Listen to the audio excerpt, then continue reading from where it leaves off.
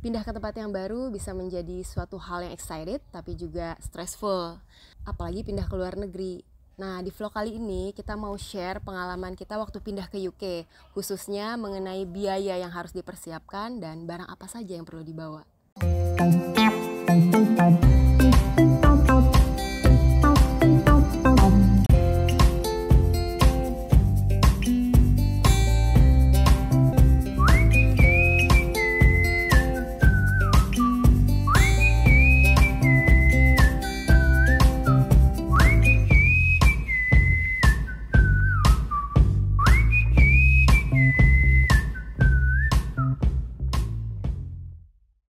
Hai, Assalamualaikum warahmatullahi wabarakatuh. Kembali lagi bersama The 5S Story.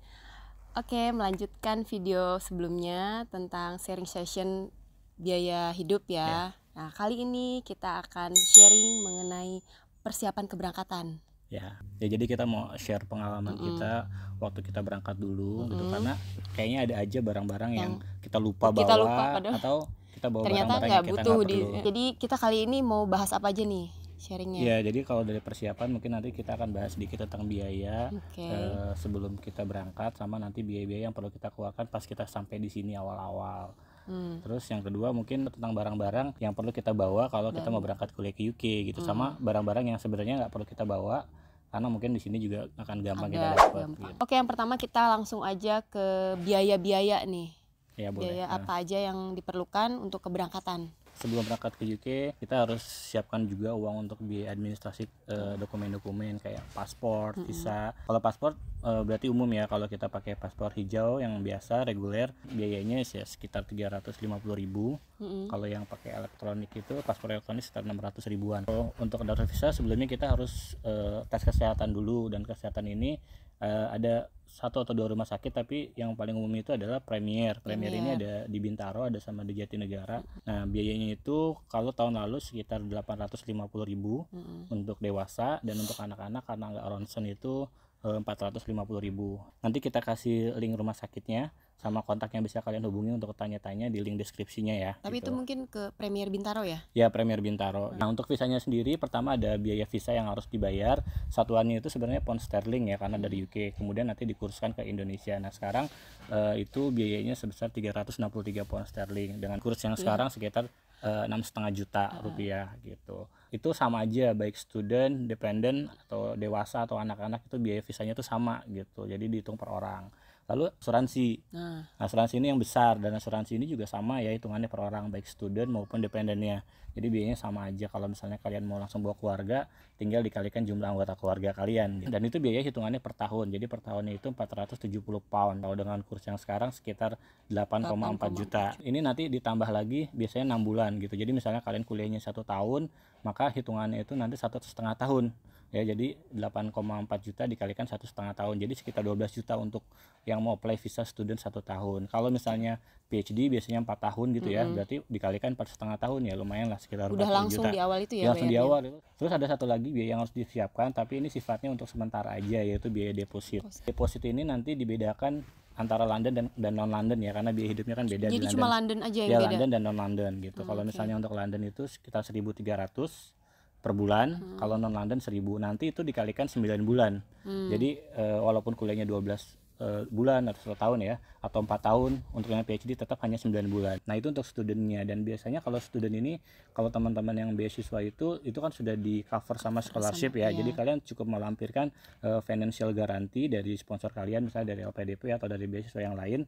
Jadi kalian nggak perlu menunjukkan di rekening kalian deposit sebesar itu gitu. Nah, kalau untuk dependent ya, untuk keluarganya ya itu agak lebih sedikit, yaitu kalau di London itu sekitar 800-an, dan untuk non London ya, di luar London itu sekitar 600-an.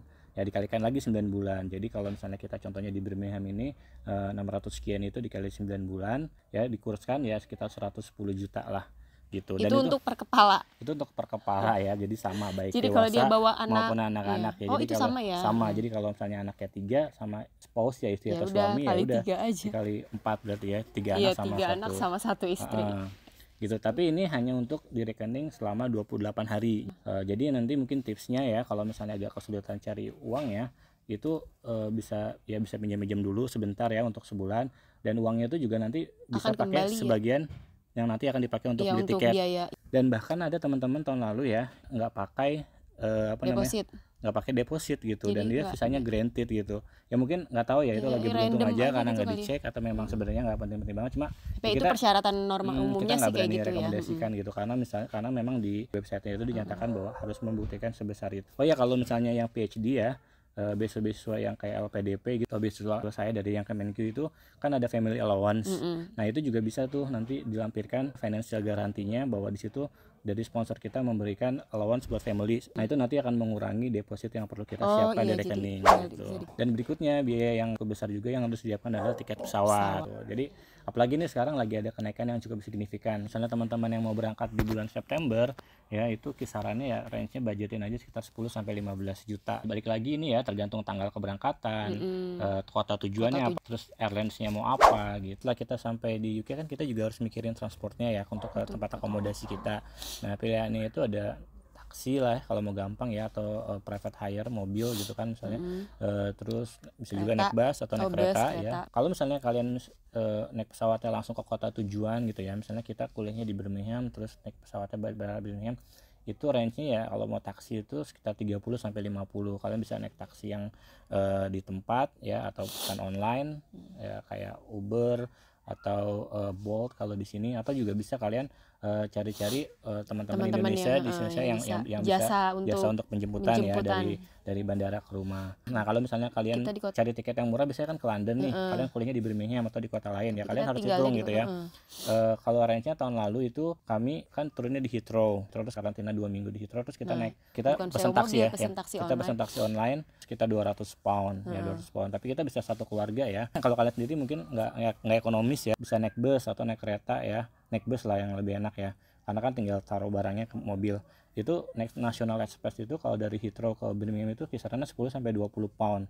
Paling nanti tambah taksi lah ya, dari stasiun yang di Birmingham, terminal yang Birmingham ke rumah ya. Itu juga bisa tuh, nanti ada teman-teman Indonesia yang bantu untuk jasa transport ya, dari Heathrow ke kota-kota lain itu. Nanti cari-cari aja infonya. Nah kayaknya udah cukup ya soal biaya-biaya itu. Iya, Oke, sekarang mungkin kita lanjut ke settling nih, akomodasi dan lain-lain. Kalau misalnya kita udah dapat akomodasi kan enak ya, jadi dari bandara langsung ke rumah. Kita sih rekomendasinya seperti itu, karena sekarang kalau bisa udah ada tempat tinggal. Karena sekarang agak-agak riskan kalau kalian datang belum dapat akomodasi. Tapi kalau misalnya kalian tetap memutuskan berangkat tanpa perlu akomodasi, ya cari info mungkin ada bisa aja gitu ya. Nah, berarti harus dipertimbangkan adalah pada saat sampai di sini kalian harus stay dulu nih sementara di mana. Pilihannya kan bisa di hotel, Airbnb atau cari-cari teman yang bisa numpang gratis, atau kadang ada juga orang-orang Indonesia yang mau sewain kamarnya untuk beberapa hari gitu. Ya range-nya kalau hotel itu mungkin bisa 50 sampai 100 pound per hari. Kalau misalnya Airbnb atau cari-cari sewa-sewa rumah teman Indonesia itu bisa lebih murah gitu. Nah ada satu lagi nih yang penting kalau pas nyampe untuk komunikasi kan kita Oh perlu iya, internet ya. Mungkin kalau di bandara kan bisa pakai wifi bandara ya, tapi pas sudah nyampe rumah mungkin di rumahnya juga belum ada kayak internet, baiknya kalian udah punya SIM card ya. Sebenarnya SIM card itu bisa dibeli gratis ya, pesan online ya SIM cardnya ya, atau cari-cari di bandara mungkin juga nggak terlalu mahal. Nah mungkin yang perlu dipikirkan adalah paketnya ya, paketnya banyak ya, kalian bisa cari info dulu, nanti kita kasih satu linknya yang biasa kita pakai di sini. Kalau kami pakainya giftgav ya. Giftgav itu kalian bisa order SIM cardnya.